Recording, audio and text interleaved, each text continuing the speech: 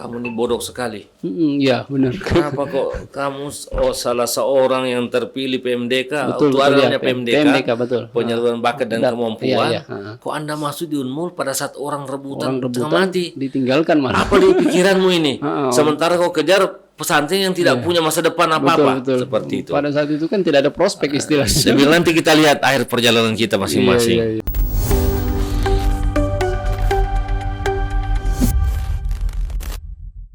Assalamualaikum warahmatullahi wabarakatuh. Waalaikumsalam warahmatullahi wabarakatuh. Malam ini berbahagia sekali. Kita akan bersama-sama dengan Ustadz Abdul Rasyid Ridho. Malam ini kita akan ngobrol banyak tentang materi hijrah, Ustadz ya. Jadi targetnya mudah-mudahan nanti ya pengalaman-pengalaman yang Ustadz sampaikan itu bisa menjadi inspirasi buat kader-kader muda kita. Bagaimanapun juga mereka semua dan kita semua ini adalah pelanjut. Jadi butuh modal yang kuat. Ustadz, kita step back ke belakang dulu ya. Awal perjalanan Ustadz untuk mengenal Hidayatullah. Ya, konon Ustadz waktu itu pernah menjadi salah satu anggota takmir masjid di Derawan ya, Ustadz. Bagaimana ceritanya, Ustadz? Bukan. Ya. Pada tahun itu, tahun 1981, Yes. saya menjadi ketua takmir di Masjid An-Nur di Di Berau. Oh, di Berau, betul. Ya, pada waktu itu Masjid Muhammadiyah. Iya. Masjid Muhammadiyah. Di Beraunya ya, Ustadz? Di Beraunya. Oh, betul. Ya, umur berapa Ustadz waktu itu? Pada waktu itu umur saya itu kalau tidak salah masih SMP lah. SMP ya, Masya Allah. SMP. Ya, yang menarik ini Ustadz, umur SMP. Ya, yang sebenarnya umur-umur pada saat itu, ya bahasa kita sekarang umur-umur lagi proses pencarian jati diri dengan dunia bebas lah. Nah, kemudian kok bisa kemudian pada saat-saat umur seperti itu Ustadz sudah tertarik untuk istilahnya bermainnya itu ke masjid gitu Ustadz. Ya. Gimana itu Ustadz ceritanya? Jadi pertama kali saya tertarik ke masjid itu karena memang di kampung saya pada waktu itu yang lahir di Kecamatan Pulderawan itu bahwa terjadi kemusyrikan yang luar biasa pada waktu itu. Di sana itu kalau ada orang sakit nggak bisa sembuh dengan bodrek, maka dia dipanggilkan jin, membuang telur sampai 100 biji ke lautan, terus kemudian ayam kampung dipotong, kemudian dipersembahkan katanya dengan nenek yaitu buaya.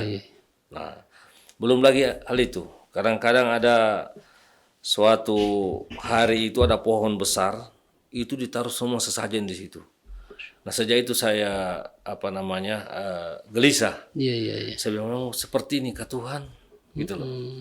Untuk membuktikan bahwa saya tidak yakin bahwa itu Tuhan, maka saya selalu mengadakan perlawanan dengan mereka itu. Itu di kampung itu ya, di kampungnya ya. Kampung. Jadi waktu ada satu ketika pada waktu itu mereka buang ke laut itu makanan. Telur, dan itu saya terjun.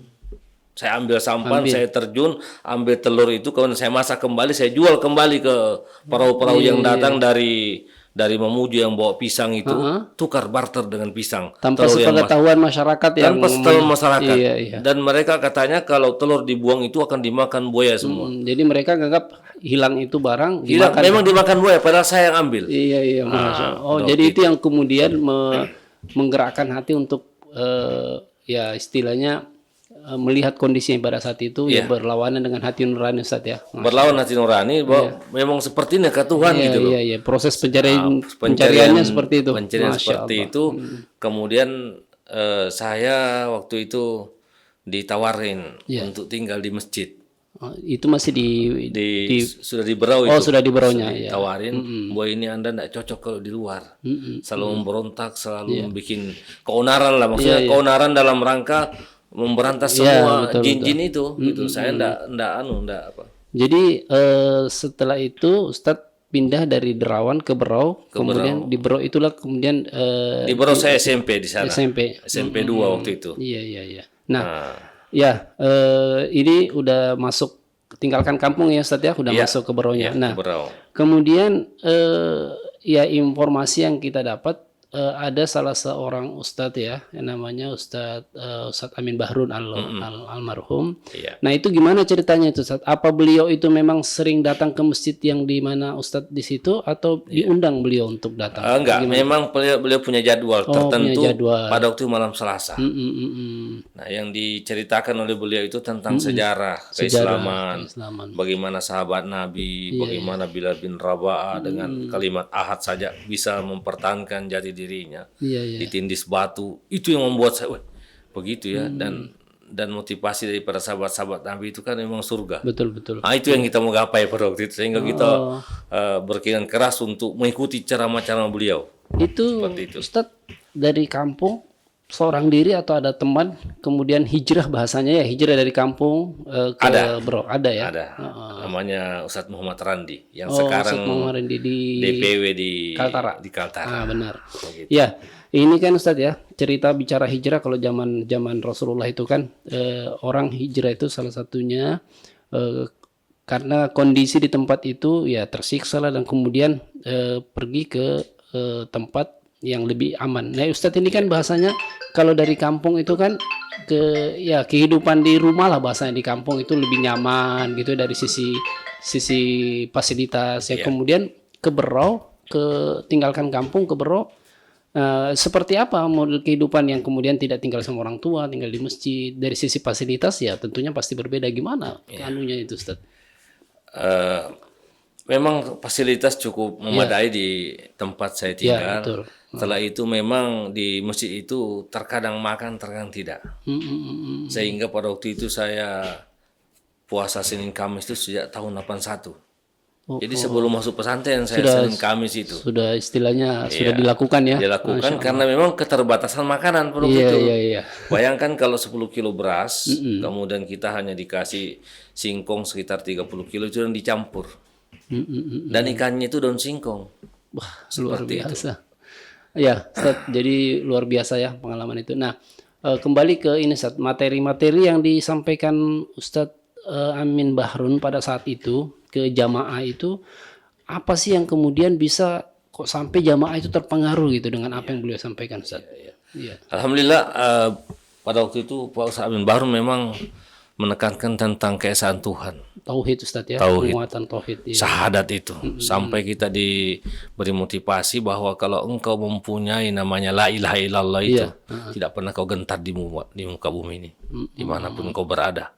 Dan bahkan dia bilang, kalau engkau merasa bahwa kecil di dunia ini, maka engkau dengan orang bersyahadat itu, kamu udah naik, kamu udah segunung. Dia bilang begitu. Terus dalam hati saya, mau loncat kan apa? Enggak. Bilang kau bayangkan, kau tatap bumi itu bahwa kecil saja seperti kelereng, masukkan dalam sangung dan bismillah. Pasti kau menang dalam menapaki kehidupan ini. Seperti itu motivasi beliau. Ya. Baru digambarkan dengan sahabat-sahabat Nabi itu. Masya Allah. Jadi istilahnya beliau menyampaikan itu kemudian referensinya cerita tentang sahabat Nabi kan. Jadi memang jamaah seperti terhipnotis ya. Seperti kayak zaman Nabi. Iya, zaman Nabi karena diantar dan diceritakan sejarah-sejarah seperti itu. Masya Allah. Apa yang paling berkesan Ustaz? Yang disampaikan oleh Ustadz Amin Bahrun itu, Ustadz secara pribadi, apa yang kemudian sampai saat ini masih melekat dan bahkan ya kalau bahasa kita masih terngiang-ngiang terus itu, apa yang beliau sampaikan kira-kira Ustadz yang paling berkesan? Dia menggambarkan pada waktu itu pesantren itu ibarat sebuah kapal, sebuah bahtera. Ya, benar. Bahkan dia bilang pada waktu itu, kalau ini bilanya bahtera sudah hancur berantakan berkeping-keping, maka orang yang terakhir meninggalkan kepingan itu Anda. Jangan tinggalkan itu bilangnya. Orang yang berjamaah itu. Inilah yang akan dibangun pesantren. Seperti itu. Bukan pesantren biasa. Itu Ustadz belum bergabung ya? Masih di pembinaan di masjid? Masih pembinaan di masjid. Setelah itu kita gelisah. Gak muncul kegelisahan ya? Kegelisahan. Wah, kayak di samping juga memang banyak hal-hal yang pada waktu itu sudah mulai namanya puber. Ya. Saya sudah kelas 3 waktu itu. Kelas 3 SMP Ustadz ya? Bahkan saya di SMA 2. Dan saya termasuk yang terpilih menjadi siswa teladan di situ. Masya Allah. Dan pasti banyak perempuan yang mengejar. Nah, itu dia masalahnya. Nah, itu mas. Sehingga saya tidak tahan gitu. Nah, kemudian apa hal yang menarik disampaikan oleh Ustadz Amin Bahrun, kemudian Ustadz tertarik untuk bergabung ke Hidayatullah Bro pada saat itu? Ya, alhamdulillah. Ya, gimana Ustadz? Yang menarik itu karena beliau mengatakan bahwa kita ini menciptakan suatu jamaah yang konkret, benar. sehingga bilangnya kita ini bergabung di pesantren ada satu ini diperjuangkan bagaimana la ilaha illallah tegak di muka itu aja. Sampai saat itu Mas terngiang-ngiang benar-benar di telinga saya. Jadi proses Ustadz itu dari dapat pembinaan di masjid, kemudian Ustadz pindah ke pondok, kondisi pondok pada saat itu seperti apa Ustadz? Oh, tidak makinkan. Iya. Masih tapi hutan. sudah ada pondok. Sudah ada pondok. Iya, bahkan hutan kan. Hutan, iya. Jadi gimana itu perasaan ketika meninggalkan masuk ke pondok yang istilahnya kok ini mungkin ya bahasanya kok kayak kebun aja gitu pondoknya. Gimana perasaan pada saat itu? Ya, pada saat itu perasaan saya enggak terlalu enggak terlalu memikirkan dunia gitu loh. Iya, benar. Biasa-biasa aja. Yang penting ada dimakan sudah cukup.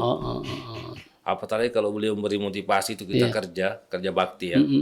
Itu di siang-siang bolok, siang-siang terik matahari itu. Bilal bin Rabah bilang ditindis batu. Allah. Jadi dengan 100 kilo masa Anda naik ke atas itu dengan sing yang panas masih masih ketakutan, masih kepanasan. Belum ada apa-apanya kita ini dibanding sama-sama Nabi. Begitu. Betul-betul diantar ya setia untuk menemukan keyakinan itu dan motivasinya luar biasa ya pada saat itu. Dibayangkan pada waktu itu empang yang sebesar di Berau itu hanya 6 orang yang mengerjakan. 6 orang. Iya. Masya Allah. Dengan berbekal sarapan singkong yang dikemul-kemul oleh nenek tiga itu dibawalah ke empang dan itu kerjanya kerja rodi. Padahal masih masa remaja, masih istilahnya ya beganteng-gantengnya lah.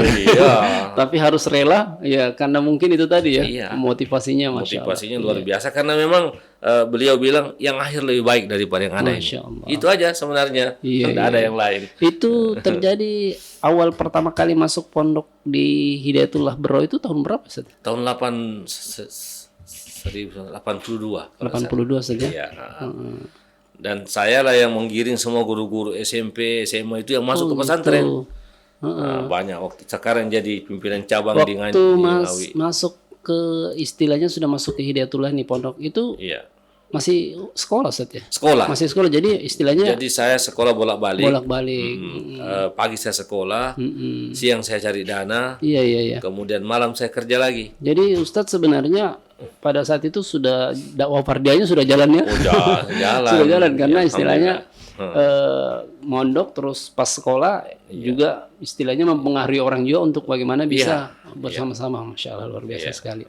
Nah ini Ustadz, konon katanya sempat kuliah di Unmul Ustadz ya? Iya. Ya. Kemudian terputus di Unmul itu kenapa Ustadz sampai kemudian kok tidak lanjut sampai selesai ya, idealismenya terbangun dan bergabung ke Hidayatullah Balikpapan pada saat itu informasinya. Jadi waktu itu saya di SMA 1. SMA 1 Berau itu populer waktu itu. Populer, iya favorit lah istilahnya. 600 orang yang diterima di sekian 2000 anak itu. Dan saya salah satunya yang diterima. Iya. Dan yang dikirim ke Unmul 3 orang aja. Yang sekarang jadi kepala Dispenda Berau. Dan kemudian mantan wakil Bupati Berau. Angkal Batu-Batu Pak Rifai. Pak Rifai. Oh itu sama-sama satu angkatan itu. Masya Allah. 3 orang dikirim. Dan saya ambil sastra, beliau itu ambil ada ekonomi, ada apa namanya kepegawaian seperti itu. Iya. Nah, itu apa ketemu lagi dengan orang Hidayatullah yang memiliki idealisme kuat kemudian sampai Ustadz kok tidak lanjut kuliah dan justru tertarik ke Hidayatullah Balikpapan gitu sebagai pusatnya Hidayatullah. Gimana ceritanya Ustadz? Ya, karena memang motivasi Pak Amin Bahrun almarhum Ustaz Hasim HS. Iya, benar. Itu kan luar biasa. Kalau menggiring kita itu seolah-olah ada apa-apanya di dunia ini. Begitu. Ada target yang harus apa artinya kamu sekolah kalau akidahmu tidak beres? Itu loh. Dan kita bergabung di pesantren bukan dalam rangka apa? Dalam rangka bagaimana akidah bisa tegak. Iya. Itu. Jadi semester berapa waktu itu? Waktu itu sempat semester 2. Semester 2 langsung ke bergabung di Hidayatullah Samarinda dulu atau langsung ke Balikpapan? Enggak, langsung ke Balikpapan. Karena saya itu diambil oleh kepala sekolah SMA 1 di Samarinda. Sampai saya dibilang kamu ini bodoh sekali. Iya benar. Kenapa kok kamu salah seorang yang terpilih PMDK? Betul, Itu betul, adanya ya, PMDK, PMDK, betul. penyaluran bakat dan kemampuan. Iya, Kok Anda masuk di Unmul pada saat orang rebutan tengah Rebutan mati? ditinggalkan malah. Apa di pikiranmu ini? Sementara kau kejar pesantren yang tidak punya masa depan apa-apa. Betul. Seperti itu. Pada saat itu kan tidak ada prospek istilahnya. Saya bilang nanti kita lihat akhir perjalanan kita masing-masing. Iya. Masya Allah. Begitu. Jadi seperti itu ya, artinya sempat mengenyam bangku kuliah. Nah, kemudian karena mungkin masih terngiang-ngiang dengan apa yang disampaikan oleh ustadz-ustadz itu, yang kemudian ustadz memutuskan untuk meninggalkan bangku kuliah dan masuk ke Hidayatullah. Nah, gini ustadz, pernah tidak mengalami masa-masa goncang? Ya namanya orang ya, yang mungkin dunia baru di pondok atau khususnya di Balikpapan ini. Pernah nggak Ustadz kemudian merasakan kegoncangan yang luar biasa? Kemudian bagaimana solusi atau mengatasi kegoncangan itu sehingga Ustadz masih bisa bertahan sampai saat ini? Nah, ini perlu mungkin Ustadz supaya kader-kader kita juga, seperti ini loh yang kita harus lakukan ketika kita mengalami kegoncangan. Gimana Ustadz ceritanya? Jadi alhamdulillah pada saya saat merasakan kegoncangan itu tidak terlalu banyak saya berpikir, hanya banyak-banyak istighfar. Kemudian banyak melihat kebaikan-kebaikan usaha-usaha yang ada di Yang jelas pesantren. pernah goncang Ustaz ya? Pernah goncang. Pernah goncang. Tapi Manusiawi goncang itu di tempat aja. Iya, goncang di tempat. Iya, enggak pernah petik mau lari ke pesantren, enggak pernah. Tidak ya. Karena saya sudah merasakan bahwa inilah tempat saya untuk berkiprah, untuk mati di sini seperti itu. Sehingga saya enggak pernah goncang. Jadi mengatasinya tadi itu dengan cara Iya. banyak istighfar, Banyak kemudian istighfar. Dan kita anggap bahwa setan memang musuh utama. Bagaimana kita supaya bisa keluar banyak, itulah kehebatan setan. Iya. Tapi kalau kita bertahan, pasti dia kalah seperti itu. Nah, itu. Menarik ya. Ya mudah-mudahan pemirsa sekalian yang menyaksikan ya tahu kayak gimana kalau goncang, karena ya goncang sebenarnya biar santri lama juga Goncang. kegoncangan. Iya benar. Nah kemudian ini Ustadz, ada nggak karakter secara pribadi Ustadz yang kemudian itu bertumbuh kembang selama di pesantren, artinya mungkin ada karakter-karakter khusus yang terbentuk selama di Hidayatullah gitu Ustaz? Ya, alhamdulillah. Keoptimisan itu, Optimis, semangat, semangat yang tak pernah pudar. Ya. Karena saya merasa bahwa di pesantren ini apa yang dikerjakan semua bernilai amal jariah. Amal jariah. Sehingga tidak pernah kita menampik namanya tugas. Ya. Adapun nanti ceramah kita kemarin di masjid itu tentang hijrah, itulah sebenarnya Betul. yang terjadi, walaupun tidak dipublikasikan ya. Sebenarnya itu aslinya seperti itu. Artinya Nggak bisa dibuat-buat. terbentuk karakter untuk ya berbuat ikhlas, kemudian taat, ya seperti itu Ustaz ya. Selama itu terbentuk selama di Hidayatullah Ustaz ya. Ya selama pindah ke Gunung Tembak, melihat sosok Abdullah Said yang begitu kekar, tegar, semangat dan lincah bergerak, dan beliau karismatik sekali. Menurut saya belum saya mendapat pemimpin seperti itu. Masya Allah. Nah, ini lagi Ustaz yang menarik. Ustadz itu kan dikenal ya sering mendapatkan tugas dan harus berhadapan dengan orang-orang tertentu. Nah, Ustadz terkenal orang yang tidak pernah mundur gitu.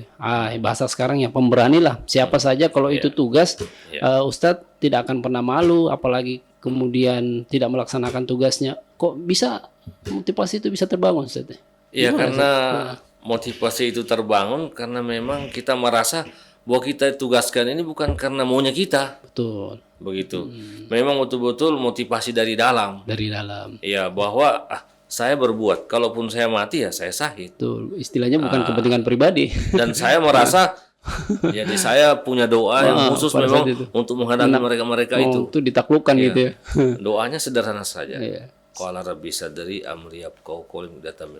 Pastikan lidahku, perbaiki perkataanku untuk menghadapi orang. Tapi sebelumnya memang kita selalu mengadakan spiritual yang khusus, sholat duha nggak pernah ditinggalkan.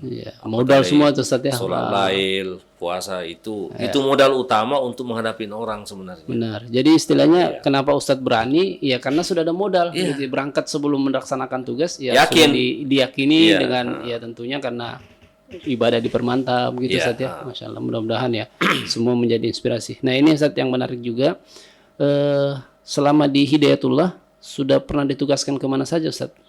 Alhamdulillah saya selama 15 tahun itu sudah pernah ditugaskan. Pertama kali saya ditugaskan itu ke Berau kembali. Ke Berau, oh gitu, ditugaskan pertama Ke Berau. malah pulang Waktu kampung itu istilahnya. pimpinannya pernah Ustaz Hasim, Ustadz Hashim.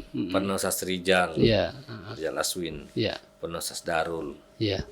Setelah itu saya tugaskan buat ranting di Tali Sayan. Tali sayang. Oh, Jadi tempat pertama kali saya buat itu untuk pondok yang sekarang dihuni sekarang oleh teman itu, yaitu karya kita. Itu sudah berkeluarga pada saat dapat tugas. Pertama tugas ke daerah itu sudah berkeluarga Ustadz, Sudah. ya? Sudah. Jadi dinikahkan, kemudian Akan ditugaskan. ditugaskan. Masya Allah. Setelah itu kembali ke Berau, Berau. disuruh tugas lagi ke Derawan 4 tahun. Rawat, terus Setelah 4 tahun dipanggil ke Balikpapan. paling Balikpapan, Tugas ke Lubuk Banggai. Lubuk Banggai. 4 tahun buat tahun cabang juga di sana. Setelah itu di Poso, menggantikan Pak Mujito. Pemujito. Setelah itu 4 tahun balik lagi ke Balikpapan. Iya. Ya, dikejar-kejar lah ceritanya, dicari apa segala macam. Alhamdulillah. Setelah itu kita ke Aceh. Oh, sempat ke Aceh juga, Ustadz. Sempat ke Aceh. Ke Aceh waktu itu tsunami pertama. Hari kedua sudah kita di Aceh waktu itu. Dan banyak tugas-tugas khusus yang nggak dapat saya sampaikan di sini. Ya, yang jelas kalau untuk tugas ke daerah sudah lumayan pengalaman. Sudah Ya, pengalaman. Masya Allah. Nah, Pernah jadi ketua DPD Ketua juga. DPD, iya, Pernah jadi ketua asrama di. iya. Nah, ini pertanyaan terakhir ya. Iya. Apa modal dan prinsip kader Hidayatullah itu sebenarnya dalam menjalankan amanah? Ini mungkin ada kira-kira untuk menjadi inspirasi para kader-kader muda ini, kira-kira modal dan prinsip kita itu apa yang kemudian bisa meringankan kita untuk melaksanakan amanah itu, Ustaz? Nah. Modal itu karena memang kita disuruh tanpa diperintah. Ya, betul. Kan bekerja tanpa diawasi. Memang Allah tuh melihat kerjaan kita. Sehingga apapun yang terjadi dalam hidup ini kita bekerja betul-betul. Kalaupun tidak ada pimpinan, Allah melihat saya. Itu aja. Modalnya nggak ada yang lain. Jadi sehingga kita termotivasi terus untuk berbuat baik. Tidak perlu kita terkenal di bumi, tapi yang penting kita terkenal di langit. Itu yang penting. Dan itulah prototipe sahabat-sahabat Nabi pada zamannya. Dan sahabat-sahabat Nabi itu bisa diteladani sampai saat ini kalau dengan kita menelusuri sahabat-sahabat Nabi itu. Jadi istilahnya kita memang berbuat apapun amanah itu yang diberikan kepada kita, ya lillahi ta'ala. Lillahi ta'ala. Itu aja motivasinya.